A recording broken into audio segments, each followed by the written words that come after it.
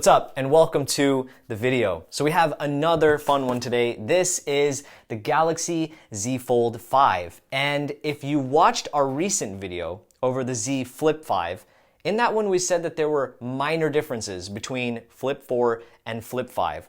So if those are minor differences, the changes between Fold 4 and Fold 5 are nothing but a refresh.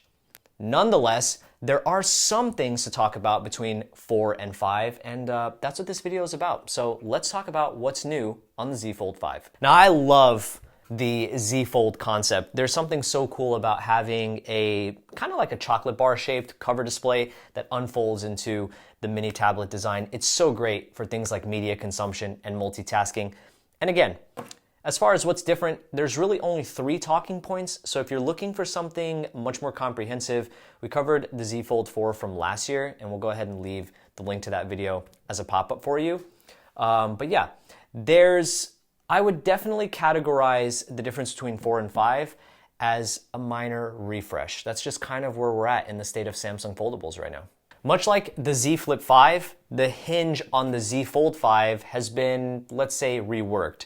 And I wanted to start with this because I feel like hinges are going to be the make or break thing on a foldable phone, right? So there's now less moving parts, and my favorite aspect is the folding aspect of the Z Fold 5. It actually closes completely shut, which, just like the Z Flip, I didn't think it was going to make a major difference, but on a phone this size, when it actually closes completely shut, it feels better in the pocket, it feels better whenever you're holding it.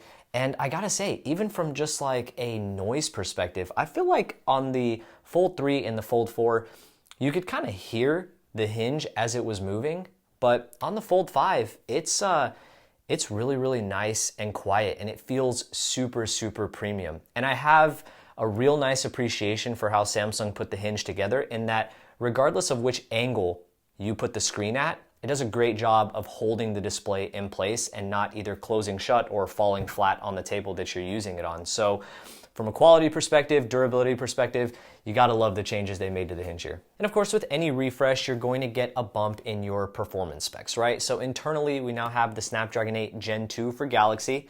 The 4 Galaxy moniker just means that it's slightly overclocked for these phones. And it's paired to 12 gigs of RAM, and for my particular model, 512 gigabytes of internal storage.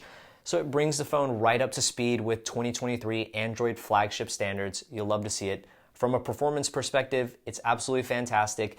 And not only will it bring enhanced power and enhanced efficiency in terms of battery life, but it should also bring with it some enhanced image processing, which we'll get to here in a minute. But you'll love to see a spec bump on a refresh. And we actually saw a max brightness bump on the internal display. So it was up from 1000 nits peak max brightness to 1750 nits on the Z Fold 5 peak max brightness. Now at first, when I read that, I was like, okay, come on Samsung, like what are we doing here?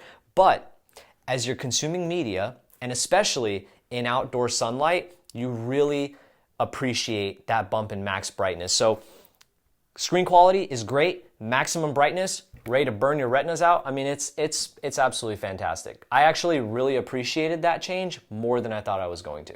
And I kind of hate to say it, but almost every other aspect of the Z Fold 5 is exactly the same.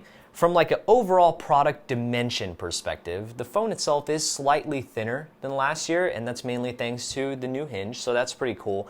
But the cover display, specs, dimensions, still the same. Still has that really tall, kind of wonky aspect ratio. Reminds me of a thin chocolate bar. Not necessarily the best for doing things like typing or consuming media, but it's exactly the same. The front selfie camera, exactly the same.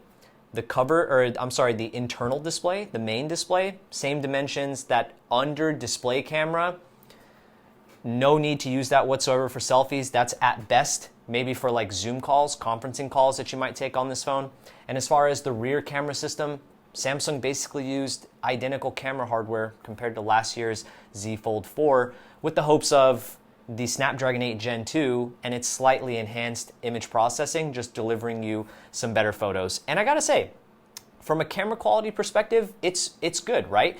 You're probably not buying the $1,700 Z Fold 5 I'm sorry, $1799, actually, same price tag, you're probably not buying this phone to have the best smartphone camera experience from Samsung. That crown obviously still belongs to the S23 Ultra.